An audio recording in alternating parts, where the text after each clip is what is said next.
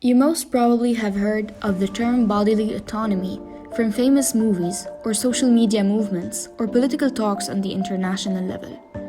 It is an umbrella expression covering numerous subjects and is an often debated topic in many social and political scenes. We will be exploring bodily autonomy specifically in the Middle East and North Africa region, focusing on four main issues surrounding this topic that are especially prevalent in this area. But before we start, what is bodily autonomy? Bodily autonomy was previously linked to practices like inhuman treatment and torture. The potential it holds today is far broader than this. It is about the right to control what happens to one's own body without pressure or influence. Whether for adults or children, the physical body is inviolable, and unconsented physical intrusion is an equivalent to a human rights violation. The numbers reveal that women in the MENA region have their bodily rights disproportionately infringed compared to their men counterparts, making this a gender-related issue. Around 37% of Arab women have experienced physical or sexual violence. There are nearly 40 million child brides in the MENA region, and this number increases by 700,000 every single year. Moreover, 1 in 5 girls are forced to marry before the age of 18, and 1 in 25 do so before they turn 15. 50 million girls in the MENA region have fallen victims to the abusive practice of female genital mutilation.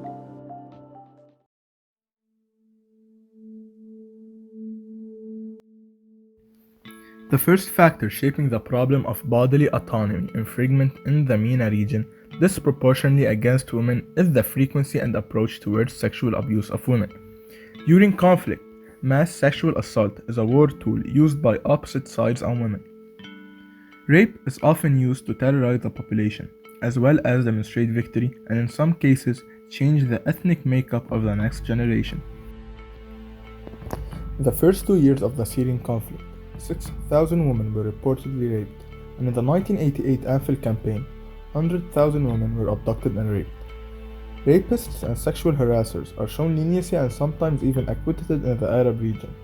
Additionally, men who harass or abuse their wives are usually unpunished. In Algeria, the Penal Code number 66156 considers rape as a crime against family and morals instead of the victim. In Libya, according to the Article 424 of the Penal Code, a rapist is exonerated if he marries his victim and does not divorce her for 3 years. In Lebanon, Jordan, and Morocco, as well as most Arab countries, marital rape is not criminalized, while it is important to note that 1 in 3 women worldwide have experienced physical or sexual violence, most of which by their intimate partner, and this rate increases to 70% in some Arab countries. All these laws invalidate the woman victim as a physically autonomous and independent person, and links her body to her relatives and bounds it with cultural practices.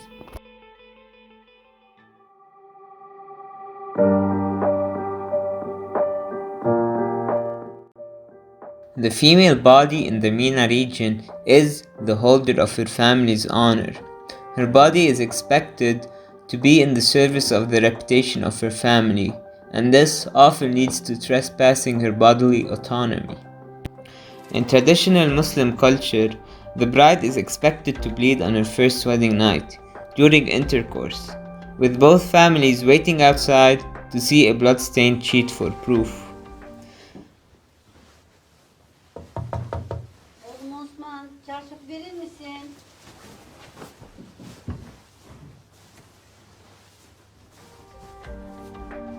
Virginity testing puts a woman's health at risk and violates a series of fundamental international human rights, including the right to privacy and physical integrity.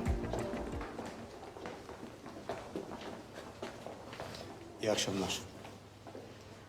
Bugün akşam oğlumuzu evlendirdik. Çarşafı göremedik.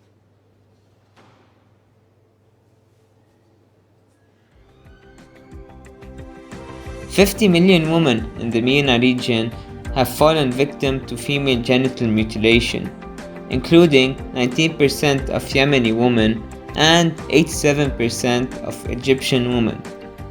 and around half of the Egyptian population believe that undergoing such a practice would preserve virginity and increase marriageability. Unlike female virginity, men's virginities are not accorded any importance. The adultery law in Egypt regarding honor killing reduces a man's sentence if he kills his cheating wife, while a crime committed the other way around is considered normal murder and severely punished. All of this not only shows drastic gender inequality, but also how the state laws interfere in the consensual sexual activity of women, therefore their bodily autonomy.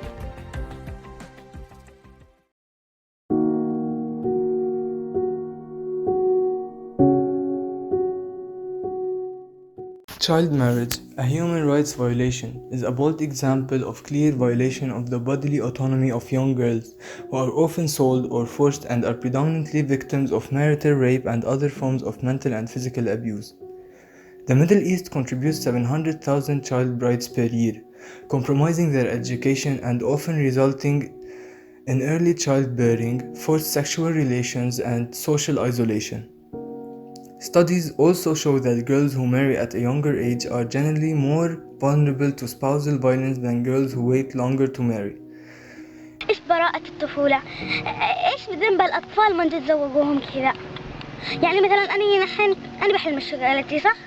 بس بعض الأطفال براءتهم ما يحلوش مشكلتهم، يمكن يموتوا، يمكن ينتحروا، يمكن يفعلوا اللي براسهم، لأنهم أطفال ما يدروش بحاجة. Minimum age for marriage vary in Arab countries from 19 in Algeria to 10 in Sudan with parents' consent. Countries like the KSA and the UAE and Lebanon have no legislations. In Lebanon, it is up to religious authorities to decide. Yemen is one of the few countries without a legal minimum age for marriage.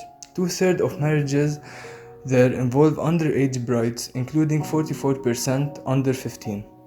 اعتدى على جنسيا في ليلة الدخلة كان غصب عني لأنه كنت أنا وأمه وأخته ومرته جالسين. أنتي الآن قدمتي مرتي خلاص. أمها موجودة كانت لما اعتدى عليك جنسيا؟ أي لأني أمه كانت ماسكالي. مسكاكي؟ مسكاني هكذا. وأنا طبعا كنت بين صحيح بس ما في حد مني يجي يساعدني.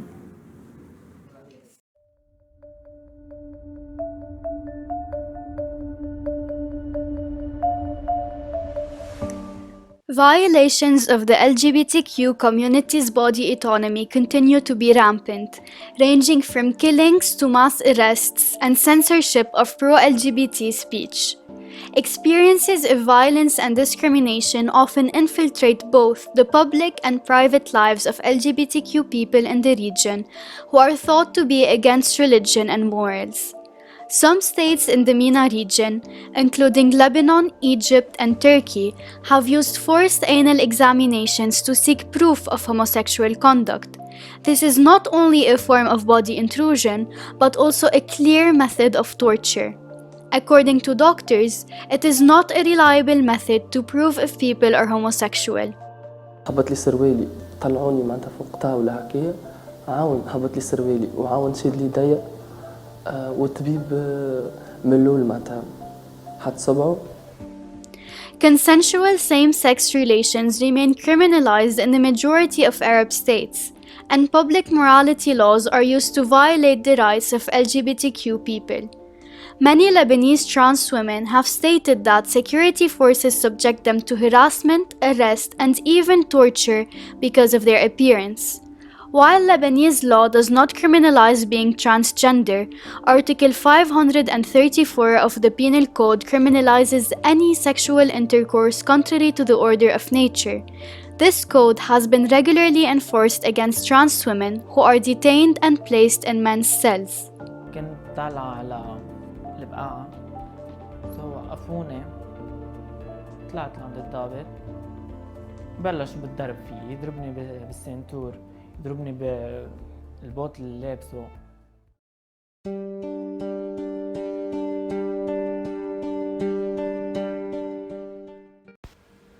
Abortion is one of the most divisive words to exist in modern society.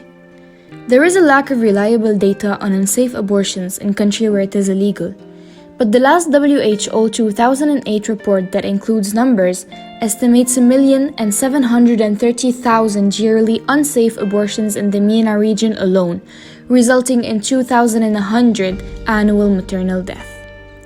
This woman-focused issue that is directly related to their bodily autonomy is surprisingly in the hands of Arab male religious figures and predominantly male legislators. Beyond the two poles of pro-choice and pro-life, women should have safe access to professional medical care when seeking to terminate a pregnancy. And the punitive laws in most countries based on British and French colonial regimes that were aimed to increase populations of colonies very often limit lawful and clinical services for women desiring abortions. Even countries allowing on-demand abortions in the first trimester, like Tunisia and Turkey, have these laws to reduce birth rates and not physical sovereignty. Therefore, these laws are applied in a coercive way that still violates women's bodily autonomy. Abortion in case of risk on women's life or rape or incest is still not recognized as a woman right by the ICPD. But it is still emphasized in it that when they can, they should have access to safe medical procedures.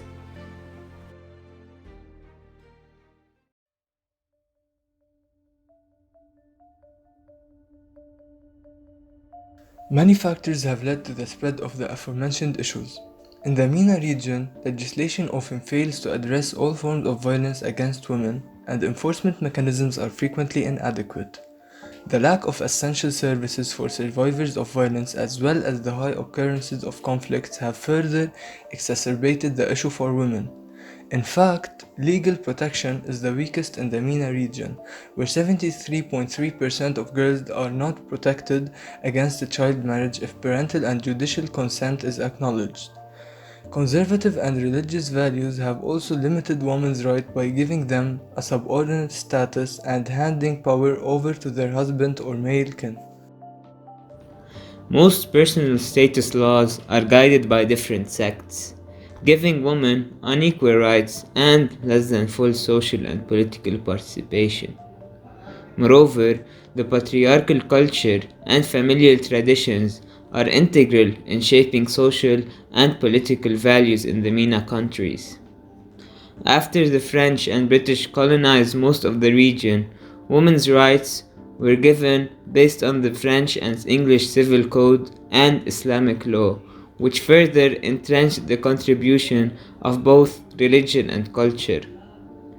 This juxtaposition makes it impossible to differentiate between religion and culture. Thus, culture, family, law, and religion have intertwined to produce the social norms that have dominated the lives of women for centuries.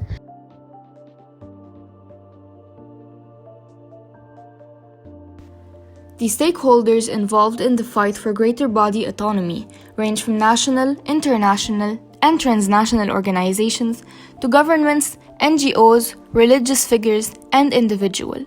On the international levels, the stakeholders would be the United Nations and most precisely the WHO, UNICEF, and UN Women, because they are the advocates for children and women's rights. Regionally, the Arab League plays a major role in making these rights available for women. Locally, governments and parliaments, as the national legislative bodies, can amend and repeal laws. NGOs, including Kafa in Lebanon and Operation Anti-Sexual Harassment and Assault in Egypt, can provide assistance. Religious leaders are crucial stakeholders in the Middle East and MENA region in all gender issues because of their influential position. Social media pages going viral like Pervs of Lebanon, Assault Police in Egypt, Feminist, and Amnesty MENA that spread awareness and expose harassers are very important stakeholders.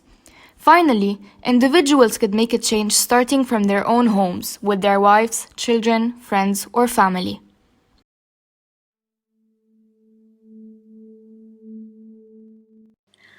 On the international level, all countries must ratify the CEDAW and cancel any reservations because they hinder the convention's efficient enactment.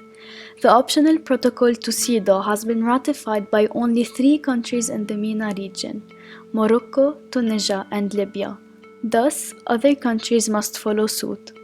On a national level, governments must increase women's political participation through voluntary party quotas, reserved seats, and legislated gender quotas, as is the case in Iraq, Morocco, and Jordan. Countries will be more likely to pass gender-friendly legislations that protect women's body autonomy when females hold at least 30% of legislative seats. Legal and policy frameworks must be strengthened to ensure that laws addressing child marriage and domestic violence are adequately implemented and align with international standards. Similarly, it is imperative that action is taken to guarantee that the use of anal examinations on men and transgender women accused of consensual same-sex conduct is abolished. Governments must continue promoting the development of well-coordinated national action plans that address all the above-mentioned issues. On the educational and family levels, countries must collaborate with NGOs, civil society actors, and international institutions in order to revise school curriculums and ensure that they're gender-sensitive and devoid of any bias. All schools and universities must include mandatory classes that tackle the issues of gender equality, its importance, and the dangers of invading a person's body autonomy. Teachers must undergo mandatory gender equality training before getting their license or credential. This would help them let go of their unconscious bias and promote gender-inclusive language, leading to more empowered boys and girls. More should be done to raise public awareness about children's rights to education and protection against exploitation. This would further encourage parents to keep their daughters in school until they finish high school. Finally, countries in the MENA region must take advantage of the media because it symbolizes a significant branch of civil society. As such, it must advertise the benefits of gender equality and the dangers of gender bias. Girls should be provided with media platforms where they can safely share their experiences and promote gender equality.